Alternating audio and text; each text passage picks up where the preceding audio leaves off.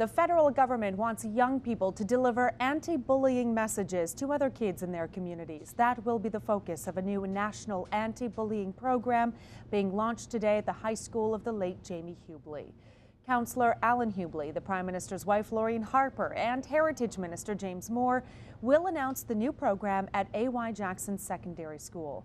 The program will be set up through the Canadian Red Cross and will train young people to deliver anti-bullying workshops. Councillor Hubley spoke earlier this morning on CTV Morning Live about the program.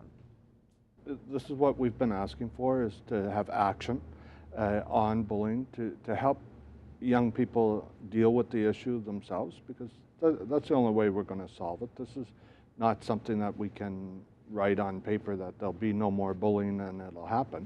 We really need initiatives like this to help young people deal with the issue. Jamie Hubley committed suicide when he was 15 years old after he had been bullied. The son of an Ottawa clergyman was one of 4 people killed in a plane collision north of Phoenix, Arizona. 26-year-old Basil Onuferco died when 2 planes collided in the desert last Friday. He attended Canterbury High School and the University of Ottawa. His father is the spiritual director at Holy Spirit Seminary in Ottawa. Construction season is well underway in the city of Ottawa, and West End commuters will have to deal with delays starting this morning. The work is part of the $21 million replacement of the Churchill Avenue sewer and water main. So starting today, Princeton Avenue will be closed between Edison and Churchill Avenues. The city says during the same period, Carling Avenue will experience periodic lane reductions at Churchill Avenue.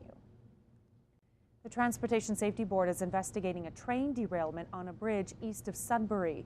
One of the rail cars jumped the tracks and struck a trestle bridge near Wanup yesterday. The bridge collapsed and some container cars fell into the river. Canadian Pacific says there is no indication the derailment poses a danger to the public or the environment. Ontario's finance minister wants to discuss transit expansion with his federal counterpart. Charles SOUSA is requesting an urgent meeting with federal finance minister Jim FLAHERTY. He is asking the federal government to participate in a talk on how to fund and support much-needed transit expansions across the province. Last week, FLAHERTY rejected a proposal from Ontario's Transportation Agency to hike the GST to fund transit in the Greater Toronto and Hamilton area. One of the men charged in connection with an alleged plot to bomb a Via passenger train is expected to appear in court today. Shaheb Essagayer has been trying to find a legal aid lawyer to defend him against several terrorism charges. Last month, he told a judge he wants a lawyer who agrees that the Quran can be used as a reference in deciding his case. Essagayer and another suspect were arrested in April. Despite increased public awareness on the issue, the rate of infant deaths linked to unsafe sleep environments hasn't changed. Of the 131 infant deaths studied by Ontario's Chief Goerner last year, 37% were found in unsafe sleeping environments.